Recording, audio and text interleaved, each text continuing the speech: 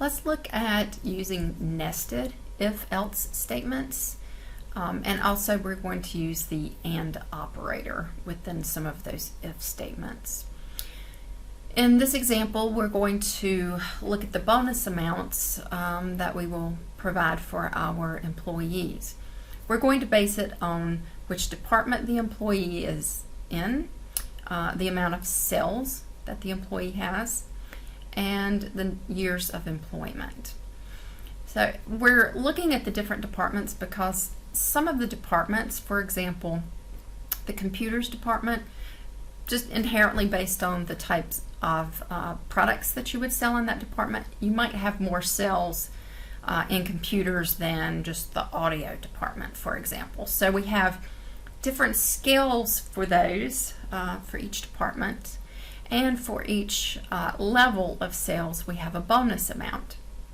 Okay, so we'll determine the bonus amount. So for example, if the employee is in computers, and let's say for example the employee has $6,000 worth of sales, the employee will fall within this range and will receive a bonus amount of $500. Let's say the employee has sold more than $20,000 in sales. The employee will fall into this category, which is the top scale that the folks in computers could sell, and therefore the person will receive $1,000. Now, if the person is in the top sales categories, which are bolded here, if they're in the top sales categories and they've worked for 5 years or more with our company, the person receives an additional amount of $250. And we want to print those separately. We want to print that the employee will receive a $1,000 bonus, and then we'll print that the employee will receive an additional bonus amount of $250, just so that we can see those are two different amounts and that we are indeed adding that bonus amount in there. So in this example, all we're going to do is look at the department, the sales amount within those ranges, and determine the bonus amount. And within the top categories, we're going to determine if the employee has worked greater 5 years or more, and provide an additional bonus amount. Okay, so all we're going to print is the $1,000 and the $250 if necessary. We're not going to calculate any of that in this example. So let's look at the pseudocode. The input that we will receive from our user is the department and the amount of the sales for that employee, and the number of years worked if the employee is in the top level of sales. So we'll declare those variables and pull those in from the user input. Now, what we have to do is determine the bonus and additional bonus amounts for each department. I've color-coded these, so you'll have a block of the if statement for each department. So here we're going to say if the department is computers, so you can see all of the ones that are in blue are for computers.